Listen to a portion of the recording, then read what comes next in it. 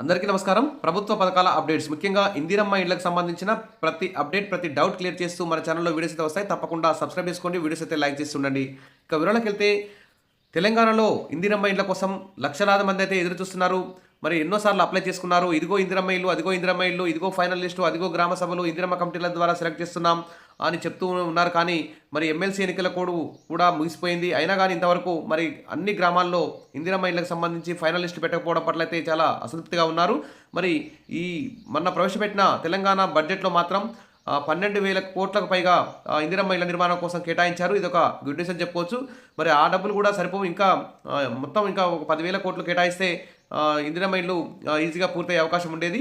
సరే, ఏది ఏమైనా ఉగాదికి కొత్తింటికి పునాది, 4.5 లక్షల ఇళ్ల నిర్మాణానికి శంకుస్థాపన, బడ్జెట్లో నిధుల కేటాయింపుతో ఇందిరమ్మ ఇళ్ల పథకానికి జవసత్వాలు, కేంద్రం అంగీకరించకపోయినా వెనక్కి తగ్గేది లేదంటున్న సర్కార్, బడ్జెట్లో ఏకంగా 12,571 కోట్ల నిధుల కేటాయింపు, ఒక్కొక్క అసెంబ్లీ సెగ్మెంట్లో సంవత్సరానికి 3,500 చొప్పున ఇళ్ల నిర్మాణం చేస్తాం, దాదాపు 4 ఏళ్లలో 20 లక్షల పైగా ఇళ్లను నిర్మిస్తాం, పేదల సొంతింటి కల నెరవేర్చడమే లక్ష్యం అంటున్న సీఎం రేవంత్ అంటూ మరి ఇచ్చిన ప్రతి వాగ్దానాన్ని ఇందిరమ్మ ఇళ్లను కూడా నిర్మించి తీరుతామని చెప్పేసి ఇక్కడ గృహ నిర్మాణ శాఖ మంత్రి పొంగులేటి శ్రీనివాసరెడ్డి గారు అయితే ప్రకటించారు. ఇక ఉగాది నుంచి కొత్తింటికి ముగ్గు పోసి పునాది వేస్తామని చెప్పేసి ఇక్కడ కీలకంగా ప్రకటించిన ఒక గుడ్ న్యూస్ అని చెప్పుకోవచ్చు.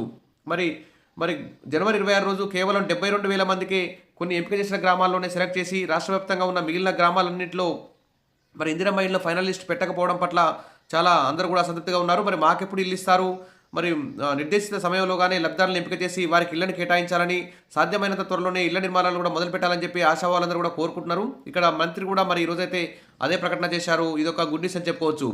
మరి కాబట్టి 5 ఏళ్లలో మొత్తం 22,50,000 ఇళ్లను పూర్తి చేయాలన్న లక్ష్యంతో ప్రభుత్వం ముందుకు పోతుందని, మరి ఒక్కసారి లిస్ట్ 1, లిస్ట్ 2, లిస్ట్ 3లో ఉన్నాయి ఇళ్లను అయితే దరఖాస్తులను విభజించారు. మరి ప్రస్తుతం అయితే లిస్ట్ 1లో ఉన్న వారికి ఇల్లు ఇస్తున్నారు. ఆ లిస్ట్ 1 జాబితాలను మరొకసారి క్షుణ్ణంగా మరి క్షేత్రస్థాయిలో మళ్ళీ వాళ్ళ ఇంటికి వెళ్ళి మరొకసారి అధికారులు అయితే పరిశీలించి మరి ఇందిరమ్మ యాప్లో నమోదు చేస్తున్నారు. మరి గరిష్టంగా 3 నెలల్లోగా లబ్ధిదారుల ఎంపిక ప్రక్రియను పూర్తి చేయాలని నిర్ణయించింది. మరి ప్రతి సంవత్సరం కూడా ఇందిరమ్మ ఇళ్లను నిర్మించి లబ్ధిదారులకు అప్పగించాలని కూడా ఆలోచిస్తుంది. ఇక ఇప్పటి నుంచే స్టార్ట్ చేసినా కానీ 3 నెలల్లోగా లబ్ధిదారుల ఎంపిక ప్రక్రియను పూర్తి చేయాలని కూడా నిర్ణయించింది. ఈ ఏడాది ప్రారంభంలో ప్రభుత్వం స్వీకరించిన ప్రజాపాలన దరఖాస్తుల్లో సొంతింటి కోసం అందిన అర్జీలను కూడా పరిశీలించిన అధికార యంత్రాంగం ఇటీవలే ముఖ్యమంత్రి కార్యాలయానికి వివిధ పథకాలకు సంబంధించిన దరఖాస్తుల లెక్కలతో లిస్టులు అయితే తయారు చేసింది. ముందుగా అత్యంత ప్రాధాన్యత కలిగిన ఇళ్ల నిర్మాణ ప్రక్రియను మొదలుపెట్టాలని, అందుకోసం అడ్కో నిధులను రాబట్టాలని ఇటీవల ఉన్నత స్థాయి సమీక్షలో సీఎం రేవంత్ రెడ్డి అధికారులతో స్పష్టం చేశారు. ఈ మేరకు ఇందిరమ్మ ఇళ్ల కోసం ప్రజల నుంచి వచ్చిన 82.82 లక్షల దరఖాస్తుల పరిశీలన కూడా కార్యాచరణ రూపొందించింది. మరి గతానికి భిన్నంగా గత ప్రభుత్వం డబుల్ బెడ్రూమ్ పేరుతో ఇళ్ల నిర్మాణ ప్రక్రియను మొదలుపెట్టినప్పటికీ 80% పైగా అర్హులకు అందలేదు. ఆ స్థానంలో పాత పద్ధతిని ఆవిష్కరిస్తూ ఇందిరమ్మ పేరుతో ఇళ్లు నిర్మించాలని కాంగ్రెస్ నిర్ణయం తీసుకుంది. ఈ పథకాన్ని సీఎం రేవంత్ రెడ్డి ఖమ్మంలో ప్రారంభించారు. ఈ పథకానికి అడ్కో 1000 కోట్ల రుణాన్ని కూడా మంజూరు చేసింది. ఇంతలో ఎన్నికల కోడ్ రావడంతో పనులు ముందుకు సాగలేదు. ఇప్పుడు వాటిని జెట్ స్పీడ్తో పూర్తి చేయాలని ప్రభుత్వం చర్యలైతే చేపట్టింది. మరి దాదాపు మరి ఇప్పుడైతే ఎన్నికల కోడ్ అయితే లేదు. మరి వెంటనే ప్రతి గ్రామంలో లిస్టు పెడితే బాగుండేది. మరి ఉగాది లోపైన మరి ఇందిరమ్మ ఇళ్ల సంబంధించి ఫైనల్ లిస్టు పెట్టాలని చెప్పి ఆశావాళ్ళందరూ కూడా కోరుతున్నారు. ప్రభుత్వం అయితే గరిష్టంగా 3 నెలల్లో ఇక్కడ చూస్తే గరిష్టంగా లబ్ధిదారుల ఎంపిక ప్రక్రియను 3 నెలల్లోగా పూర్తి చేయాలని నిర్ణయించింది.